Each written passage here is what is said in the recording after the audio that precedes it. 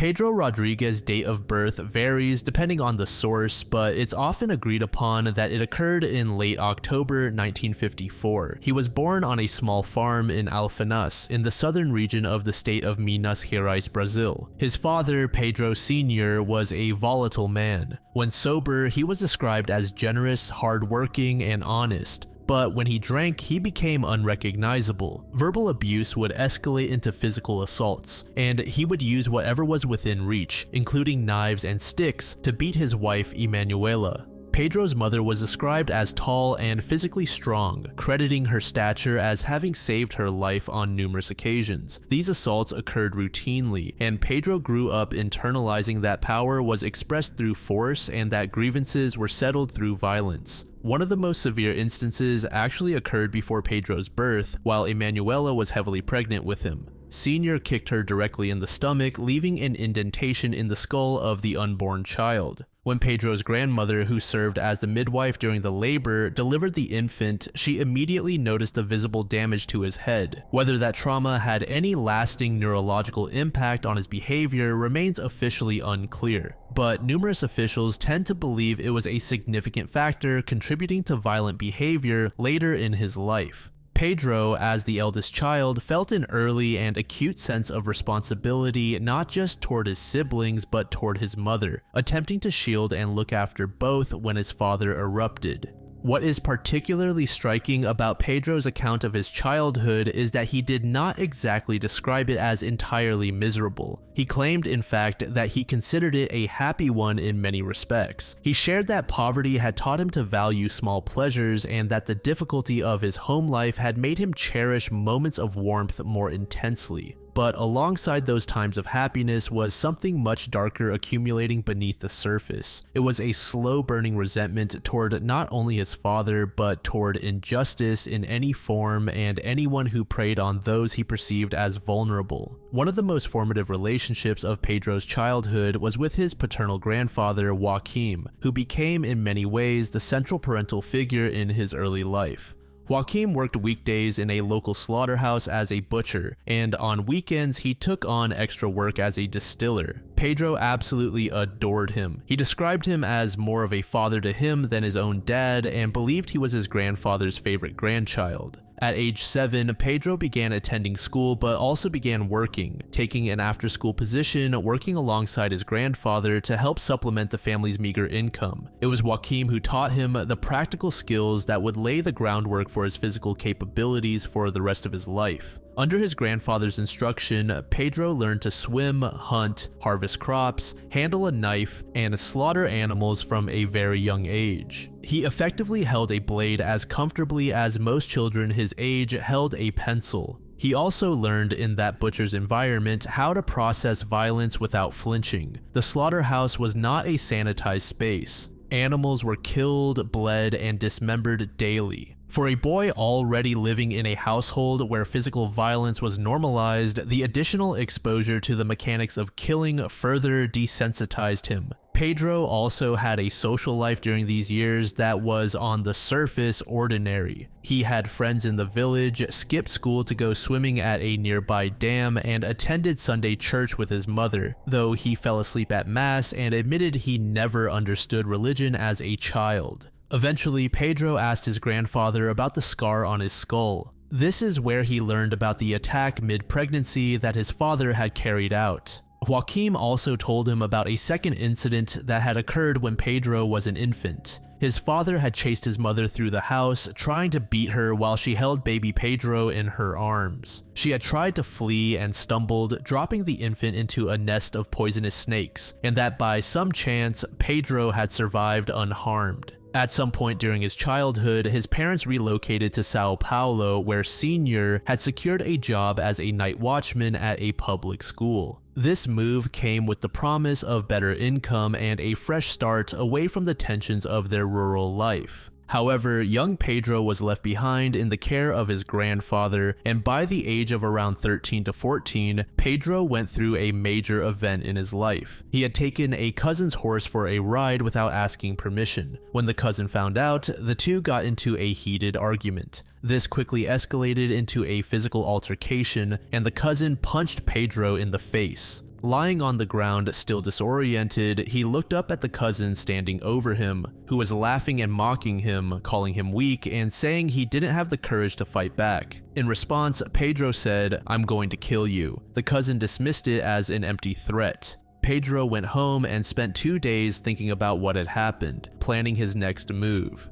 2 days later, the two boys were left alone together on the grandfather's property, grinding sugarcane for Joaquim's distillery. When the opportunity arose, Pedro pushed his cousin directly into the sugarcane press, but instead of his body making it all the way through, the cousin was left with his arm trapped inside the machine, mangled and stuck. He screamed out in agony while Pedro went and grabbed a knife and began cutting off the cousin's arm to force him through. He ultimately died, but the incident itself was reported as a tragic accident by witnesses who only caught glimpses of the situation. Witnesses told police it appeared the boy had slipped and fallen into the press by mistake. Because Pedro was only 14, police held him in custody for a total of 4 hours. No formal charges were made and the local community moved on. It's said that Joaquim had suspected that there was more to the incident and that it was not truly a total accident. However, he ultimately did not punish Pedro in any meaningful way. But Pedro's father had heard the rumors, and whatever version of events reached him in Sao Paulo was enough to compel him to pull his son out of his grandfather's care and bring him to the city where Senior could keep an eye on him directly. Not long after Pedro arrived in Sao Paulo, his father was accused of stealing food from the school kitchen and was fired. Senior was violent and unreliable, but Pedro was insistent that he was not a thieving, dishonest man. In his mind, his father had been set up to take the blame for someone else's actions. The consequences of the job loss cascaded through the family immediately. Senior could not find new employment as the accusations followed him, shutting down all opportunities he may have had. The family quickly fell into desperate poverty with no way to afford food. This led Pedro to begin hunting and fishing in the mountains to feed his family. He hunted chimpanzees specifically, skinning them and selling the hides. He did everything he could think of to generate income, but none of it was enough. One evening, he went home and found his entire family sitting together in silence, hollow-faced from hunger, and something in him snapped. He walked to his grandfather's house and broke into the shed where he took a hunting knife, a revolver, and a rifle. Then he walked into the mountains and stayed there for approximately a month.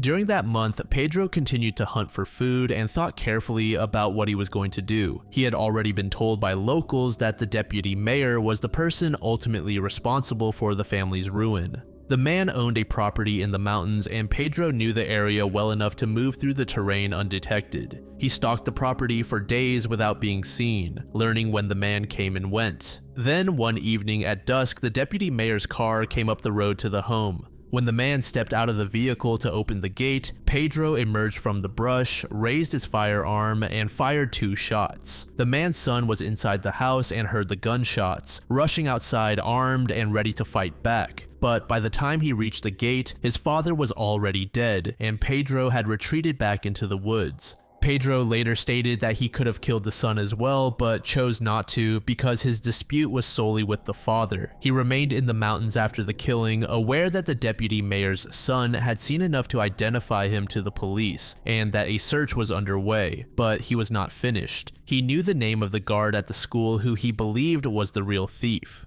4 days later, Pedro moved back toward the city. He arrived at the school and found a small dark room near where the guard stored his bicycle. He waited inside, and when the guard went to retrieve his bike, Pedro stepped out, pointed his revolver at him, and forced him to sit down. The guard immediately began making excuses, offering explanations, pleading for his life. Pedro ignored him, raised the revolver, and said, "You destroyed my family," before firing twice. Then he doused the body with alcohol and set it on fire. He left the school, returned to the mountains, buried his rifle and hunting knife, but held onto the revolver. Once the danger had settled down, Pedro arranged a ride out of Sao Paulo through an old acquaintance of his grandfather's. He had no money to offer, so instead he traded the revolver for the trip to Mogi das Cruzes. Pedro had family in the city, but knew better than to stay with relatives, as police would check there first. Instead, he was taken in by a woman named Maria Olympia, who was often referred to by her nickname Botina.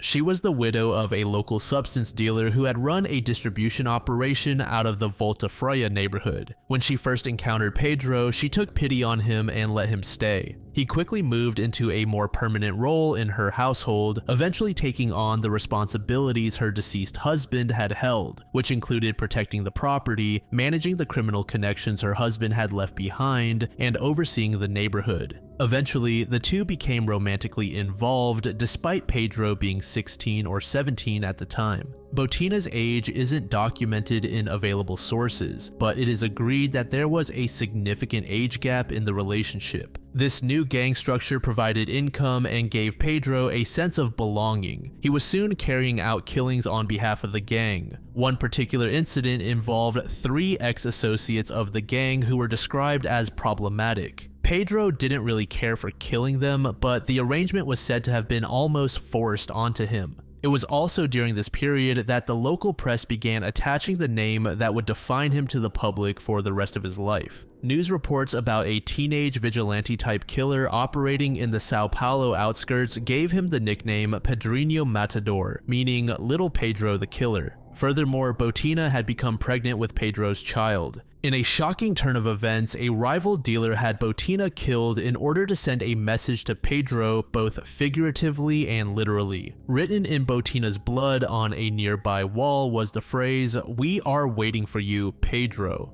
Pedro was not in the apartment when this happened, so when he stumbled upon the scene on his return, his mind snapped once more. The wife of the dealer who ordered the murder went to Pedro and told him the truth directly. She told him her husband did this in an attempt to draw Pedro out. She told him her husband would be attending his brother's wedding in the coming days. He enlisted 2 friends, a man called Gauchina and another called Zé Capeta. The 3 of them snuck into the wedding and blended in. At some point during the reception, Pedro spotted the dealer stepping outside to greet his mother as she arrived. Pedro set down his glass, walked across the space between them, and began firing as he closed the distance. He shot the dealer and his mother. He then turned the weapon on the guests remaining at the wedding and opened fire into the crowd. When the shooting stopped, 6 people were dead and 16 others had been wounded. Pedro and his companions then walked out of the wedding and stopped by a bar. Within days, the police's special anti-crime task force, known as the Death Squad, located Gauchina. When he refused to surrender, a shootout killed him on the spot. Pedro and Capeta left town immediately upon learning of the death. Traveling together to the area where Capeta's mother lived, the two were unaware they had been followed. At some point during the journey, Pedro wanted to stop at a lake to swim. He left his friend behind, and when he returned from the water, he heard the sounds of an altercation. A van had pulled up and 4 armed men were walking toward his friend. Before Pedro could reach him, they opened fire, shooting Capeta 15 times and drove away. When Pedro reached the body, he saw drawn in the sand beside it a small skull with 2 guns and a sword, the Death Squad's signature. Pedro was now entirely alone. Both friends were dead. He was a known fugitive with an active murder warrant, and the Death Squad was specifically hunting him. He began living like a drifter, surviving by hunting and stealing as he made his way to his grandmother's house in Ponte Grande. His grandmother was a folk healer and witch doctor, and he asked her to perform a ritual for him called closing the body. The ceremony involved prayers and a spiritual blessing meant to render him impervious to bullets and enemy attacks. Pedro believed after the ritual was completed that he was physically protected from harm and would be literally impossible to kill. When he learned that a female cousin of his, who was also a dealer, had been robbed, he tracked down the person responsible. He met the man the following day and shot him 7 times in the chest. He did not investigate the situation deeply as, in his view, the man had wronged his family, and there was only one correct outcome. By this point, Pedro was still around 17 years old and had killed approximately 30 different people. He later shared that this was also the point where he began to lose any connection to normal human reasoning, and described people in general as trash. He genuinely believed that he was doing a public service by eliminating people he deemed as bad. The Death Squad remained close behind him throughout these months,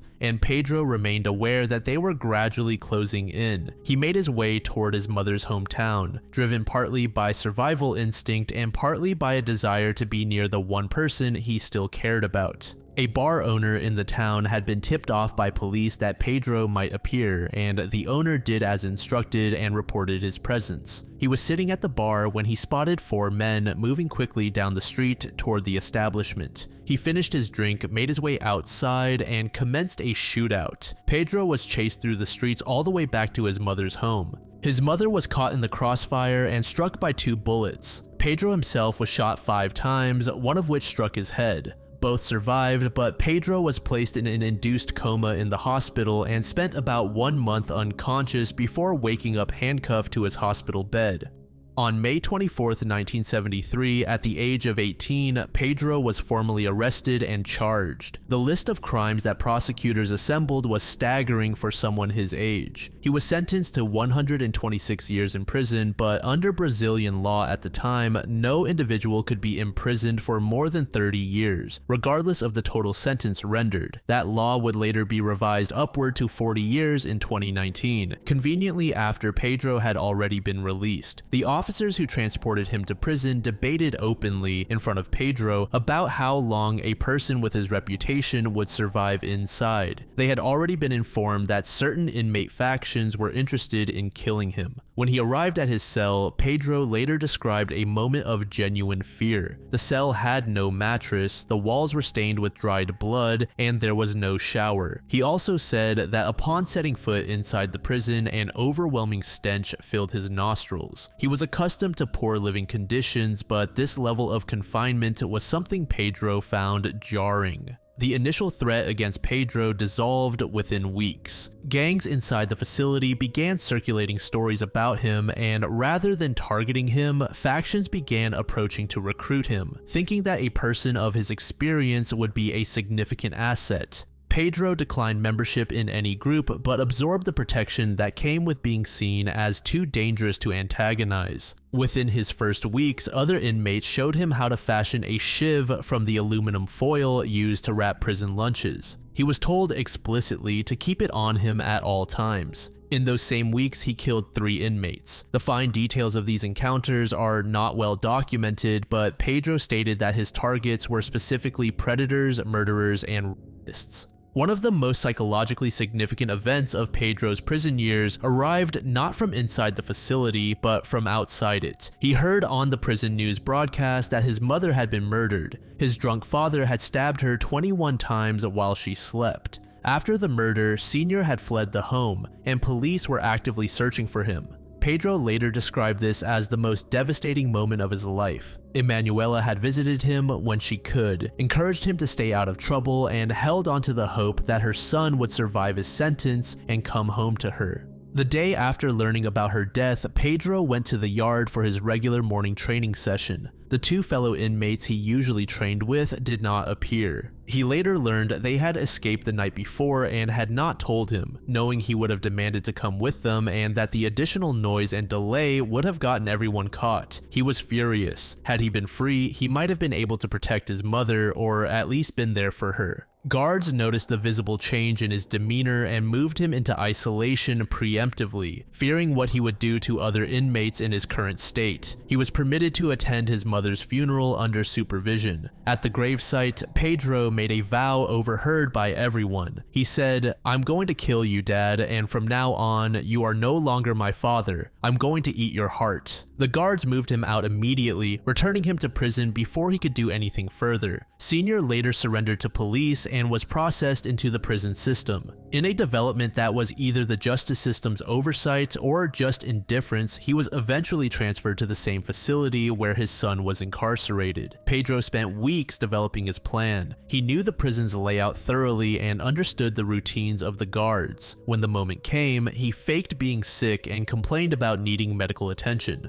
When a guard came to escort him to the infirmary, Pedro produced his shiv, pressed it against the guard, and took the man's firearm and his set of keys. He moved through the facility, eventually reaching his father's cell. According to Pedro's own account, when his father looked up and saw him standing in the doorway, he understood immediately why his son had come and said, "You are right, my son." Pedro later said he thought about what his mother had looked like in her final moments fighting for her life, before he stabbed his father 22 times. Over the decades of his imprisonment, Pedro spent extended periods under psychiatric observation, and he was formally diagnosed as a psychopath. During a prison transport that took place at some point during his sentence, Pedro was handcuffed alongside another inmate in the back of a police vehicle. When the vehicle arrived at its destination, the officers opened the rear door and found the other inmate dead. Pedro had killed him with his bare hands without alerting the officers the entire ride. When asked what had happened, Pedro told them the man had assaulted multiple women and deserved it. By the time he was released from his first sentence, Pedro had killed 40 confirmed additional people inside prison walls, with some sources placing the number closer to 50. After 34 years of imprisonment, he was released on April 24,